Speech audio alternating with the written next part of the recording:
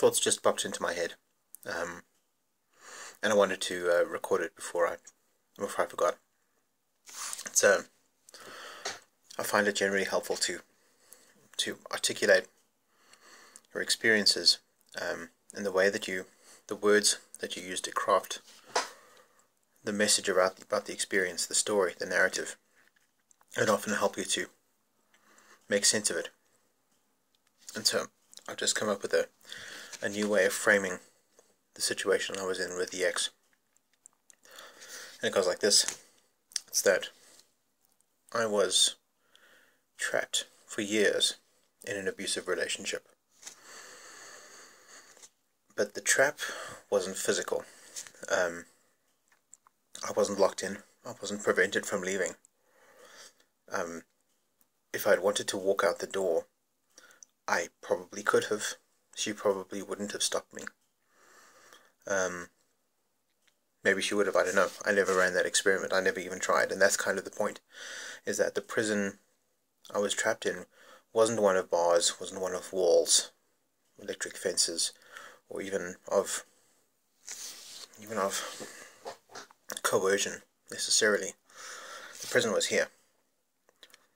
It's that I believed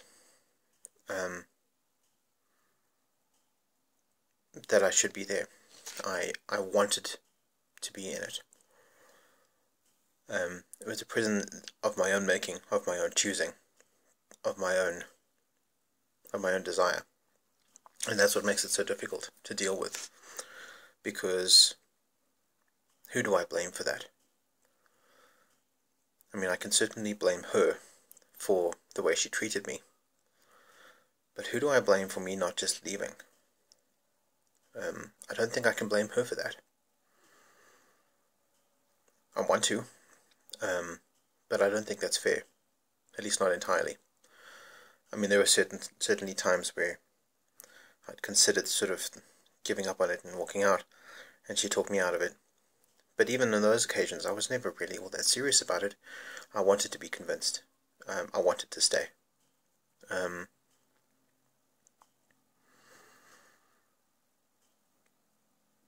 It's a fact of the person I was at the time, that I didn't want to leave that situation.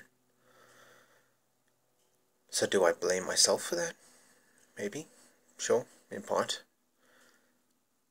But I also want to find someone else to blame. I want to point the finger at the people that made me that way. Is that my parents? Is it my siblings? Is it my school teachers? Yes, no, maybe, all of those, none of the above. It's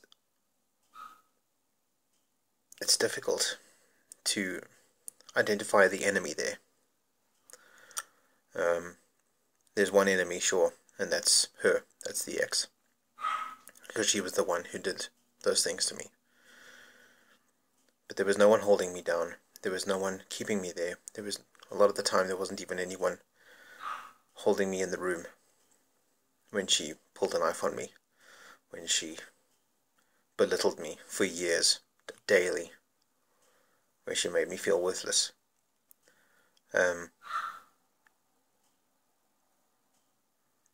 that's why it's difficult to process. That's why the wound won't heal, in part. It's because it's not easy to rule out the possibility that I did it to myself, at least in part.